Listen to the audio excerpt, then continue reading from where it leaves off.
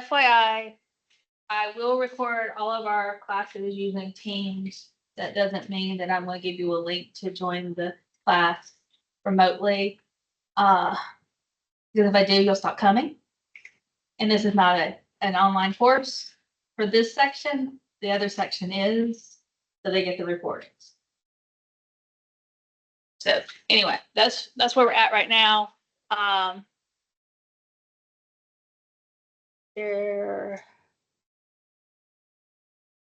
So if you're using one of the school devices, if it's not already connected to the internet, you have to connect it to the internet. If it is already connected to the internet, I suggest that you disconnect it and reconnect it, because if you don't, you're using somebody else's Wi-Fi key, not your Wi-Fi key, which could cause them problems or you problems if you leave yours connected and somebody else is using it, because you only get to log into 5 devices. And if your key gets stored in one of these computers and you don't disconnect it. Basically, these things don't automatically disconnect. That seems to be a problem that we're working on, is they're not always disconnecting. They should, but they don't always disconnect. If you have your own laptop, you may want to use that instead. Because our devices that we're using in here, if you use the devices in here in this classroom, previously they were much beefier computers. Now they're just what we call thin clients. So they have basic operating system on them, and then most of all the other stuff has to be gotten from the cloud. So software's not actually installed on them. You have to go to the B-Lab. And since we're going to be doing the Arduino kits, and you're going to have that IDE, you probably want it downloaded. There's a couple of you that don't have laptops. I will make sure that we have the IDE available on B-Lab. I haven't checked that. I hadn't thought about that.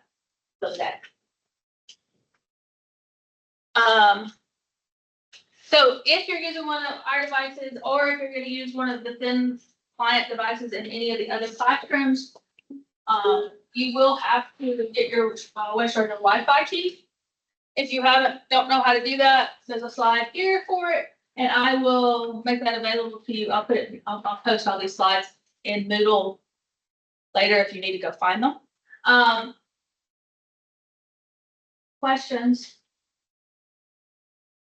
Once you get your key, I suggest you save it somewhere, because you're going to need it every time you have to log a new device into our Wi-Fi. I took a picture of mine and put it in my phone. You can go back to the site and get your key, but to me it was just easier to take a picture of it, put it in my phone, or put it in the notepad of your phone so you can copy and paste it.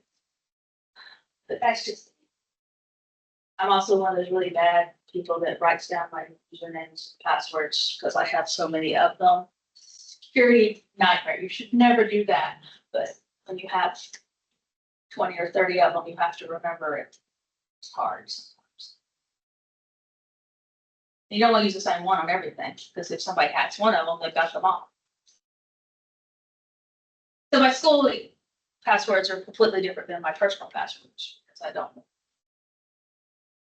If the school gets hacked, I don't want my personal stuff to go. I'm going to teach you how to talk to me sooner or later. All right. So everybody good with Wi-Fi? I figured this was going to be a much longer discussion with my freshman Python class.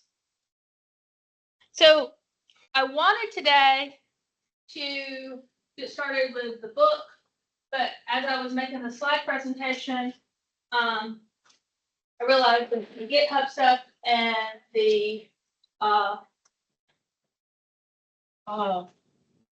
IDE stuff is in the middle of this first chapter.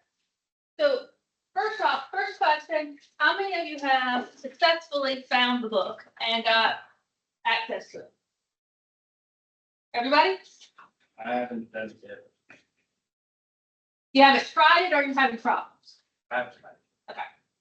If you're having problems, please get with me where we can try to work those out.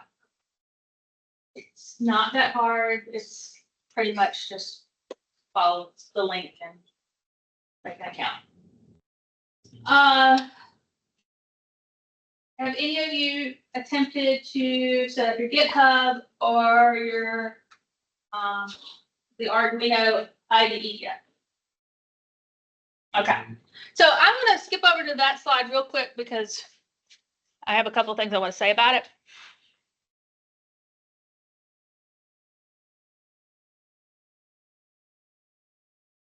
The text on these slides, are they going to be? Can y'all read that on that screen? Because I'm not used to having a television. Yes. Screen. Do I? Okay, so y'all let me know if I ever make anything that has too small a text in here. Because, like I said, I'm not used to having the television. I'm used to having the big projectors. This side over here is the Arduino environment. This side is talking about your GitHub. If you haven't already got GitHub, you will eventually use it for other classes. We may or may not use it here, but all of the book example code is in the GitHub, and it's easier for you to get it if you already have GitHub. Now, we're not going to do everything from the book because they have a different processor than what our kits have. So we're going to do more of our tutorials and labs from the kit side than from the book side. Does that make sense?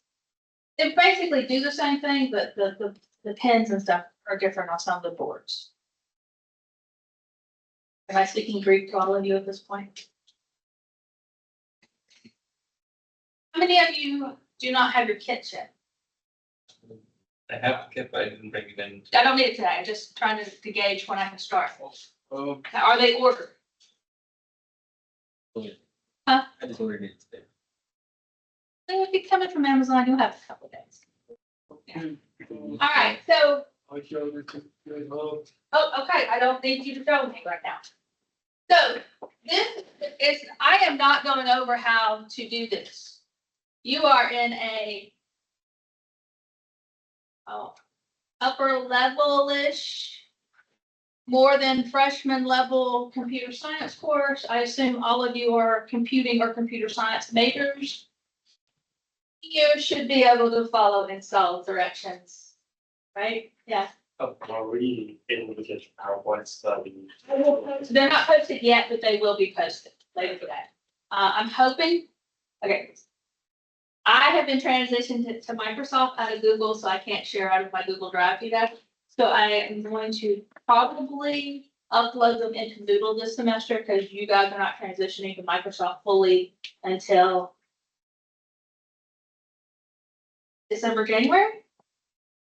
So I can't share links directly because y'all are technically not in our organization yet because your emails are still Google managed and ours are Microsoft managed. Anyway, a lot of information y'all don't really need to know. So I'm probably just going to upload them as files and then you can download them. If that doesn't work, I will let you know and figure out a way to share them with you. All right. Like I said, I highlighted this in red that I prefer you just follow there's a video that'll step you through how to set up the Arduino IDE through the kit. If you have the kit that the URLs in there, takes you there, go find the video. They're in print and they're videos. If you're using the video tutorials, which are great tutorials, they're very nice. I found that the man talks exceedingly slowly to me. So I had my sons who were y'all's age also sit down and watch them with me just to get their opinion. And we found that playing the videos on 1.25 speed actually makes it sound like he's talking at a normal pace. My younger son, who is 18, likes him at 1.5 speed because he is impatient and wants to go faster. But 1.25 makes it sound like conversation type speed. You can tell that they're professionally done videos because they tell them to talk slowly. So if you're impatient, up the speed. Because you can always pause and look at the pictures and stuff and then go back and forth. Just don't give them a shot. Some of them are overly simplistic and they explain things in much too much detail, but your big boys and girls, you can decide how much of it to watch and how little of it to watch and what to fast forward through and, right? Okay. So that's what I was gonna say about installing the software. It is in the middle of the slide presentation, so I know you guys probably haven't read the first chapter yet because I forgot to post it until this morning that it was what you needed to do. So for the assignment for this week is for you to read chapter 1 and give me a screenshot showing that you have installed the IDE on some device that you're going to use. And that you send me the link to your GitHub proving that you set up a GitHub account. Will I ever probably go into your GitHub in this class? I don't foresee me needing access to GitHub, but if you want to share your code with me at some point, you'll have that option.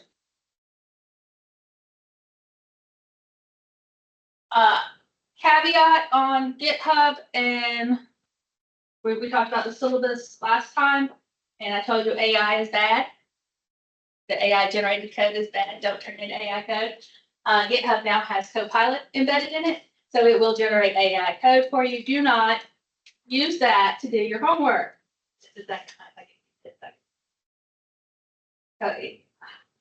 Microsoft owns GitHub, if you didn't know that. And Microsoft has put Copilot into all of their products. The only person you really hurt is yourself. And honestly, a lot of the projects and stuff are going to be more about the electronics and making sure everything works. So be aware. All right, so what's your question? Okay, so my CS 1302 class is also going to be using GitHub. Is it just the same account for both? Yes, you should have one GitHub account and you should be able to save multiple projects and multiple software in it. It's a professional level software that professional organizations use for all of their stuff. Now, the book has some more details and stuff in it about how to download their examples and stuff. I'm not going to go through that because at this point, I don't have any plans to use the book examples because the Arduino board we're using is slightly different. And I didn't want to confuse the issue of where to plug in cables and stuff. I figured if I kept you on the one that we were using in class, you would like me better than if we were trying to bounce back and forth between two. I like it when you like me. All right. So I don't know how many of you have been familiar with the term IoT. It means Internet of Things. Right. It is the Internet of Things. It is the format we're using or have been using for years, and you may not have known the name for it, for how we're connecting devices through the cloud, gathering data, making them interactive. So it increases the convenience of devices because now you have access to this information, and I can turn on my cameras and monitor the cameras at my mother-in-law's house in Louisiana over the Internet of Things applications, right? Because she's 80 and she needs somebody to check on her periodically, and I can't drive 9 hours regularly. So the devices can be controlled and accessed from anywhere as long as they're connected to the internet. You do have to make sure when you're thinking about Internet of Things and Internet of Things devices, that you are optimizing them based on user patterns, because the amount of data they produce can be a problem depending on if it's Wi-Fi or wired. The amount of battery they use to be active is important. So you want to optimize the usage of the device. They're great for safety and security, like the example I showed with my mother-in-law. I can check on her whenever we haven't heard from her in a few days. I could turn the outside cameras on and go back to the recordings and see when she left and when she came back. She won't let us go in the house. But, things like that. The do health monitoring. There are wearable devices. Internet of Things covers wearable devices, so, y'all are young, so you won't get the, I finally can't get up reference, but What we do, what we do. some of you do, okay. So there used to be a commercial that is for a emergency alert bracelet for, or necklace for elderly folks. And the catchphrase on it was, "I've fallen and I can't get up," because that's what the little old lady says when they activate it. Sorry, I'm old. But they've gotten much better than that original thing, because that was kind of radio signals. And you had to have a base station in their home, and it connected to that, and that used a landline telephone to call out. Now, those devices are so advanced because of GPS tracking and Wi-Fi, and the size of the devices is that so small that you can actually put a wearable health device on, and it will monitor. It can monitor your heart rate. How many of y'all wear Fitbits? Are the Apple Watches that do the circles of activity and stuff, but you know somebody that does, if you don't know. So those wearable devices can be really important. I have a friend whose child has an insulin pump that notifies the parents' phones and smart devices when their insulin's low or high. Those are wearable IoT devices that help monitor your health. That brings me into a question. Wouldn't it track the blood sugar, not the insulin level per se? Well, it tracks how much insulin's in the pump. Okay. It also tracks the blood sugar Okay. and stuff like that, but the parents in this case are more concerned with whether or not the insulin's there, because the pump automatically injects if the blood sugar's messed up. Okay, good. There's enhanced user experiences, there's on your preferences. How many of you are sure that your phone listens to you because the ads are exactly what you've been talking about?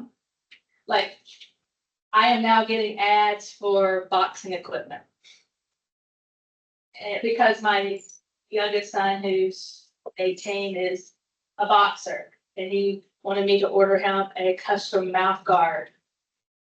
And he wanted me to pay for it because it was fairly expensive, and so now all of a sudden I'm getting boxing ads on my Facebook account. I didn't use Facebook to look any of this up, but we talked about it while I had Facebook open. Anyway, so now, it monitors your usage of internet, monitors your usage of your Amazon page, and it makes suggestions.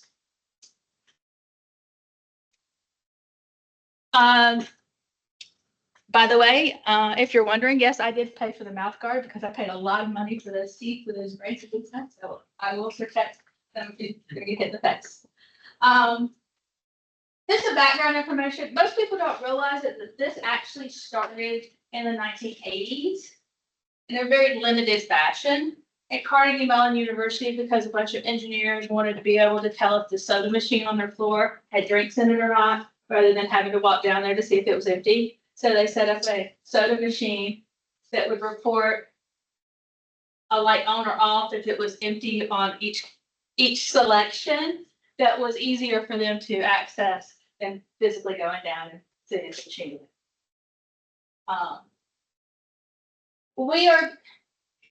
The 21st century has made it much more widespread because we have these little electronic microcontrollers and microprocessors that make it feasible to put it into just about everything.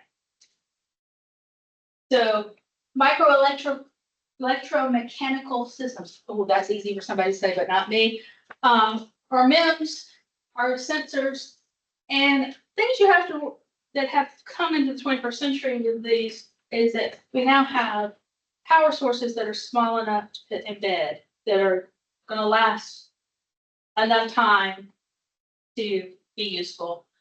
They have an extended life, with the battery being better and the efficiency of them, they last for longer periods of time, or they can be hardwired into an electrical source if that's feasible for that device.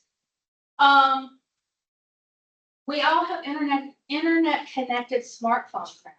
So the data can be transmitted in real time to just about anybody, anywhere. A 75-year-old mother has a smartphone, but she does. So it's made it more accessible. Raspberry Pi and Arduino devices have also made it very much so. Just about anybody can build one of these devices at a relatively inexpensive price. We spent what, depending on when you bought it, between $60 and $70 on these kits, right? I think when I bought mine, it was $69. When I checked it today, it's down to $59. So, in IP version 6, if you're not familiar with IP version 6, that is the new addressing scheme that created more IP addresses to make it where devices can connect to the internet because we haven't run out of addresses. There was actually, when we were on IP version 4, we had to go to 6 because we were running out of assigned addresses. And wait for IPv7. We went from 4 to 6, so I'm guessing we might skip 7 and go to 8. I don't know. You just never know with these people. People smarter than me create these schemes. So there are 4 pillars of IoT. So the 4 parts you have to think about are the device, the data, what you're going to get, and how you're going to use it, the connectivity, Wi-Fi, wired, what, and how you're going to analyze that, or the analytics. What are you going to use the data for? Kind of self-explanatory. You know, you have to make good decisions on what device based on what the problem is. If you are just collecting very simple data, you might use a lower processor than if you're trying to collect real-time health data. You know, if you're trying to decide whether or not the Coke machine is empty or not, that's a different processor, a different piece of hardware than, say, the insulin pump I was talking about earlier. That's more complex. It's got to be more accurate and do more things. Yes. Whether or not that device needs to continually transmit data or whether it could just intermittently transmit. Soda machine, you may not need to know if it's empty at every second of the day. It might could transmit its data every 5 minutes or every hour, right? Or it doesn't need to transmit at all when the building's closed. You would think. But the health monitoring devices, you probably want them transmitting pretty constant. The data, the big thing with data is, are you going to, how much of it are you going to keep? Are you going to store it somewhere in case the connectivity is gone down? Is it going into the cloud? Are you going to automatically start analyzing it? So there's data concerns. What data do you want to collect?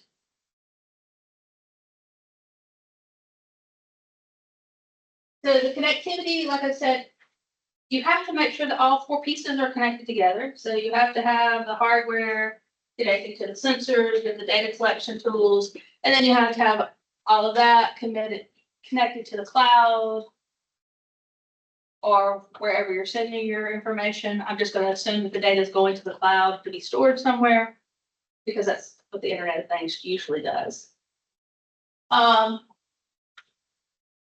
You also have to worry about, what do you do with missing data points? What if the connectivity goes down? Do you have a backup storage on the device to store temporarily a certain amount of data in case connectivity goes down? Do you retransmit it? Do you just ignore it and extrapolate when you get to the analytics part? So I guess what I'm trying to say is there's a lot of things you have to think about while you're doing this based on how mission critical this device is going to be, or how important this device is going to be. Analytics, that's where you're going to take all the data, you're going to crunch the numbers. It could be as simple as building a table or a chart data, or it could be real-time alerts that something's down or that your health is in a crisis. Questions, comments, relative comments, not just general comments.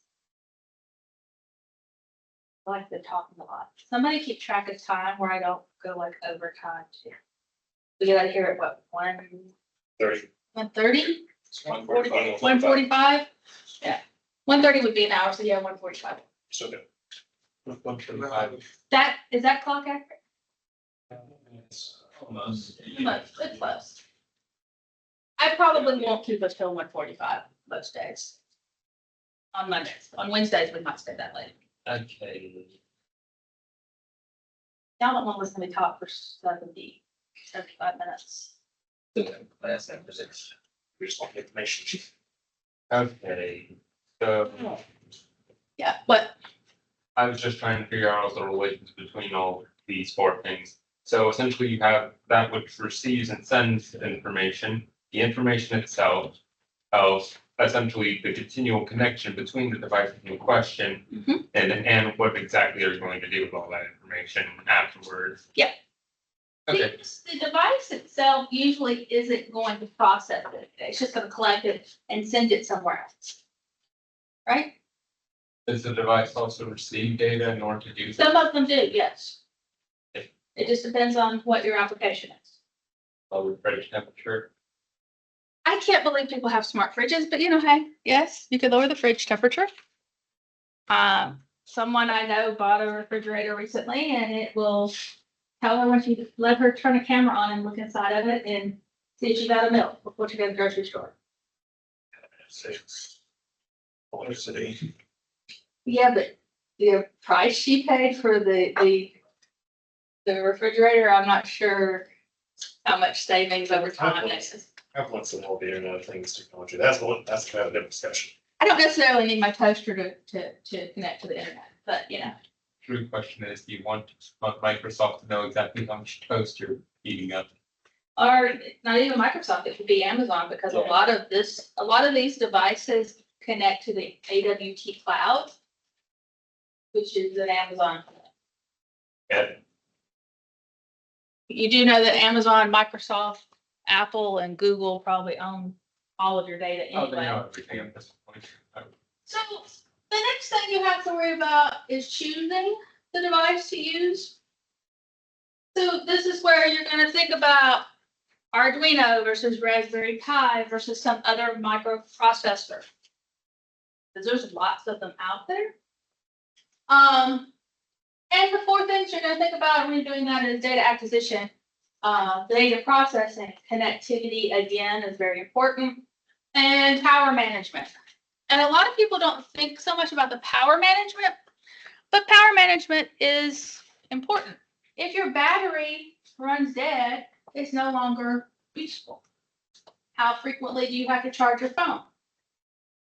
If you're me, that's solely dependent on how many of those games you played on it during the day. If I don't play any games on my phone, it'll stay charged all day long. If I surf the web or I play that little addictive game that is on my phone where I feel like I'm playing Farmville on my phone, then it'll be dead in half a day. It just depends. So when you're talking about data processing and storage, two of the big things you're going to look at are battery, whether the devices are battery powered or they are externally powered. Could be a battery that's built into the overall device. Like if it's a refrigerator, maybe there's a bigger battery in the refrigerator. I don't know, maybe not. Maybe that's a bad example. If it's a computer and you're adding a sensor to it, you might get power from the main computer instead of the sensor. Might use USB or some other wire to provide power to it, right? Most of the time, a lot of these devices have internal batteries, and then you have to decide how big that battery is going to be based on the design of your device, because batteries take up space. And batteries are usually fairly heavy in comparison to other electronic devices. Yes. Wouldn't another concern of the processing power between battery powered devices and external devices be that more processing power takes more battery, and if you're already on a local supply, you don't want to drain it all? Absolutely. Everything in the device you build has to take into consideration how much power it's going to draw. Whether it's the processor, the sensor, the LED screen, whatever, it has to take that into consideration. Power management has always been a problem. That's one of the reasons that they're constantly looking for better batteries. There's a reason electric cars took so long to get viable and are still have issues, is because batteries are heavy. They take rare earth elements. And what do we do with them when you can't charge them anymore? That's a huge problem if you guys ever want to look into it. All these electric cars that are out there, the batteries are no longer useful. What does it cost to replace them? You'll be shocked to know it's pretty close to what a brand new car costs. And then what do you do with the batteries once they're out? They can't be recycled, and you can't put them in a landfill because they're toxic. But we're saving the environment by not using fossil fuels. Even the fossil fuels are. If you do the research, you may not believe that. I don't believe it. I don't either, but I'm trying not to get on a political soapbox. But battery usage or power sources are extremely important in IoT devices. If you want to have a long discussion outside of class one day about electric cars versus gas cars, find me in my office. I'll be happy to tell you how I feel about it. And you can feel any way you want to about it. I won't argue with you much. Connectivity, wired communication is usually more stable, but not always feasible. Like the Wi-Fi all over campus, points are physically plugged into electrical outlets, right? Your devices aren't, but the hubs are. Wireless communication technologies such as Wi-Fi, Bluetooth, and WAN technologies that you probably have never heard of, but you can look them up, but they're for transmitting large amounts of data over long periods. Not really relevant to this class. We're not going to do WAN and stuff. WAN is wide area network. Everything on campus is LAN, which is a local area. Bluetooth and Wi-Fi are the two that we're primarily going to be talking about with what we're doing. What we ever do before we had Wi-Fi and Bluetooth? Well, I can tell you about the good old days one day. I want to see if I can find the old rotary phone that my grandmother used to have, right? And see if you guys know how to use a rotary phone. It's hilarious to watch teenagers. I imagine it's mostly about turning to the right numbers, correct? Yeah, but it's fun to watch somebody try to figure it out. The thing that got me was you guys usually dial a number and then you press the call button. So they were trying to dial the number without picking the handset up. Well, on older landline phones, you had to pick the handset up first, then dial. God love when a piece of technology becomes so obsolete that no one remembers how to use it. It's okay. I'm obsolete. I got it. It's fine. I didn't have my first cell phone until I was in college. And it was a brick. No fairness, probably for best. And you didn't call anybody on it because they charged you per minute used. Wait, what happened? Well, you used it for emergencies and stuff. Rich folks might use it, but I didn't because I could afford it. Text messages, when they first came out, you got charged for how many text messages you used a month. And now you're just charged Now it's $5. all unlimited. So power management has a lot of aspects to it, like we were talking about. Is it going to the cloud? Is it storing things inside? How often is it communicating with the cloud? Does it have a sleep mode? When it's not active, does it know to turn itself off? Can it turn it off or wake on command? We have a network printer in my house that wakes on command. It works beautifully about 90% of the time, and 10% of the time it just never wakes up. The power efficiency of each piece of the hardware. I feel like I've already covered this. My slide, I didn't keep up with my slides, so. Energy harvesting. You have some devices that have solar panels or have some other way to generate electricity. The cameras I put on my mother-in-law's house came with solar panels. Unfortunately, one of the cameras is in a location where it doesn't get enough sunshine, so I had to plug that one directly into a power outlet. But the other one on the side of the house where there's a lot of sun exposure, the camera, because it only wakes when motion is detected, will recharge itself over the course of the day. Which I never thought it would do. I thought it would withdraw too much power, but I was pleasantly surprised that the solar panels did work fairly well if you can get them out of the shade. And it's a tiny solar panel. I mean, it's not very big. They're a lot more efficient now than what I was thinking they would be. I think that's. My husband wants to put solar panels on top of our house, but I'm not sure I'm ready for that. You have trees near it, also. We have a lot of trees near our house, but I can't understand it's not gonna work. Well, that and also, yeah, would be considered, branches coming out and damaging the soil. They got trees. I live on 10 acres of hardwoods, so they're all good sun. The cost versus what they produce is where I'm at on it. How many years is it gonna take us to recoup the cost?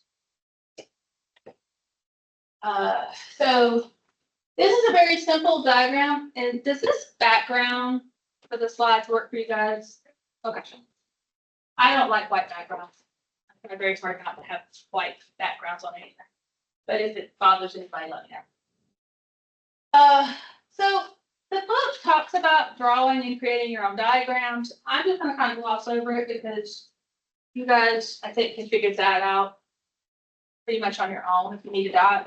I'm probably not gonna make you submit diagrams with your projects because I'd rather see the working project than the extra paperwork. But it is a good way to plan what you're doing in a very simplistic way. You got this device that needs to connect to that. You know, it just helps you organize your thoughts. There are a lot of places, there's like Draw.io and Lucidchart that are free online tools if you do need to draw a diagram or something. Microsoft Word and PowerPoint also have symbols and stuff in them now that'll let you draw some pretty decent diagrams. The caveat to that is they're really hard to scale sometimes. So once you get them created, you may not be able to scale them up and down. It may be bigger than you want it to be, or smaller than you want it to be. You can draw them by hand, but I'm going to tell you the truth. Most professional organizations do not want to see a hand-drawn diagram. They want you to produce an electronic diagram. They're easier to update, and they're just more professional. But for your own usage, if you're just trying to organize yourself, draw your own diagram. I am a generation where we hand wrote all of our notes and stuff, so I still take all my notes when I take a class, even to this day, with a pen and piece of paper because it helps me remember stuff if I write it down. My children, I can't make them understand that. I always do everything on their laptops. I mean, Fine. Whatever works for you is fine. But something about the manual physically writing things down puts it into my long-term memory faster or easier than typing. All right, so there's a three-step model that we generally are going to use when we start planning and doing our own projects. You're going to sense, or you're gonna get an idea of what you need data collecting, what sensors you need, what data collection tools you're gonna be using. So you need to think through what your end goal is and figure out what pieces you need. Configuring them, set them up, how you're gonna convert that data from your sensor to usable data that you're gonna transmit, how you're gonna transmit it. Actuate, it's gonna be the rules that you use, such as notifying when a threshold has been met, or notifying when an error has happened. So what is it gonna do with this data? If something goes wrong, is it gonna tell you? It's basically actuates the action. What action is your device gonna take? So you're going to use sensors and things to collect data. You're gonna take that data, configure it, do something with it, and then your device is gonna act on it. And maybe all it does is monitor and sends the data somewhere else. Maybe it sends an error message. Maybe it's an alarm system and it tells you when somebody's opened the front door of your house. So basically, your plan is to make you think through your concept. So it's easy to come up with I'm gonna build an alarm system for this door. Well, now you've got to backtrack and use the steps to figure out what pieces you need to build that alarm. Kind of like a reverse engineering. Take your idea and reverse engineer it down to its basic components.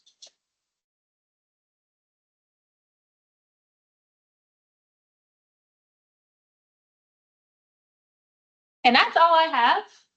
That's my summary of the chapter.